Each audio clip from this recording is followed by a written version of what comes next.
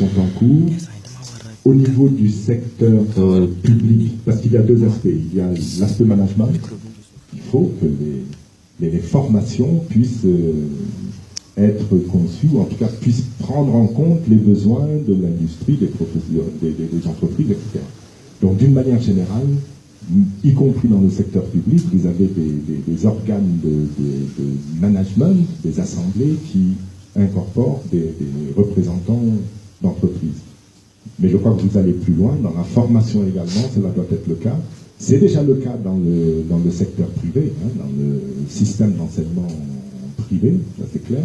Il faut l'étendre davantage dans le système public, mais des professeurs vacataires sont souvent utilisés dans ce cadre sur la base de leur expérience d'entreprise.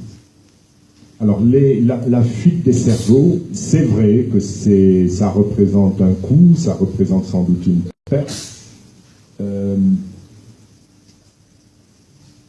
Mais bon, on ne peut pas non plus empêcher le cerveau qui ne peut pas être utilisé sur place de l'être ailleurs.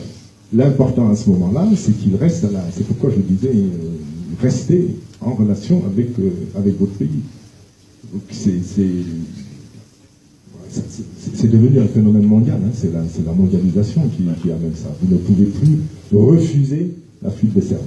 Par contre, si on évoque que la perte que cela représente pour l'État du Sénégal, par exemple l'octroi de bourse, etc., moi je considère que l'étudiant formé grâce à l'État du Sénégal, en partie ou totalement, doit, en retour et à titre gracieux, pendant une période indéterminée et dans le cadre d'une démarche citoyenne et civique, apporter quelque chose à son pays.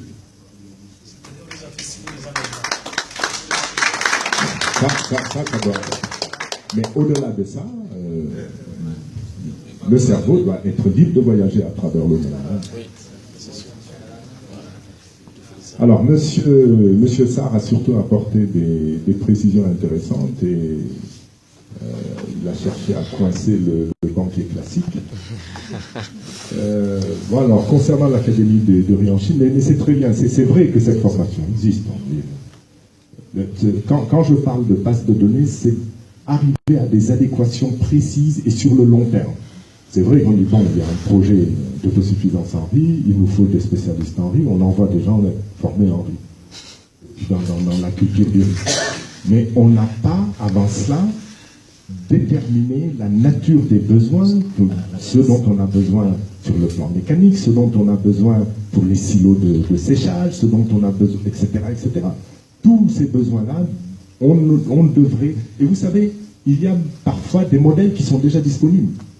C'est-à-dire, vous considérez que pour tant d'hectares à mettre en valeur de telle ou telle manière, semi-mécanisé, totalement mécanisé, irrigué ou pas, irrigué pas, tout de suite, vous avez le nombre d'agents qu'il faut bénéficiant de telle et telle formation, de telle et telle spécificité. Donc ce n'est pas quelque chose de très difficile à mettre en œuvre, mais il faut quand même de l'effort de planification, et cet effort-là, très sincèrement, il faut le reconnaître, il n'existe pas.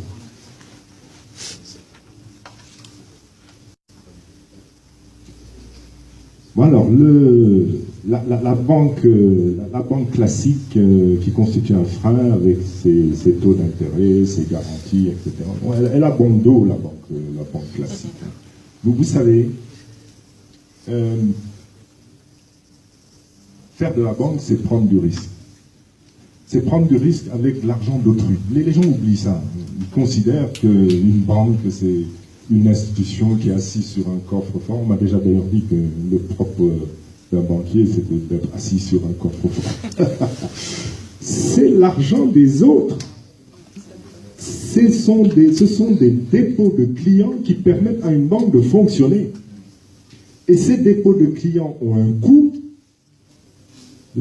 Quand vous empruntez à 6,5% à 7% sur un marché pour constituer des DAT, vous ne pouvez pas prêter à 3%. Ce n'est pas possible. C'est clair. Quand vous prêtez, que vous prenez des risques, il y a toujours un risque de non-recouvrement, ça existe. Et des analyses rétrospectives vous permettent de l'évaluer. Ça existe.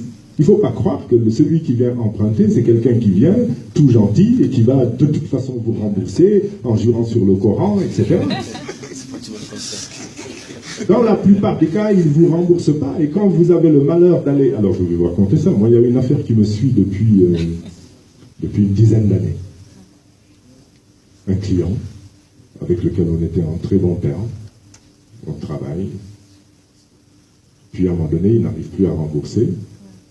On a consacré 2 ans à essayer de le mettre en condition de pouvoir rembourser. Il est venu nous voir avec son avocat, je ne citerai pas son nom, un avocat connu, pour faire des propositions écrites. Il ne les a pas respectées. Bon, finalement, parce que les établissements bancaires sont soumis au respect de règles en matière d'organisation de recouvrement de créances compromises, finalement, on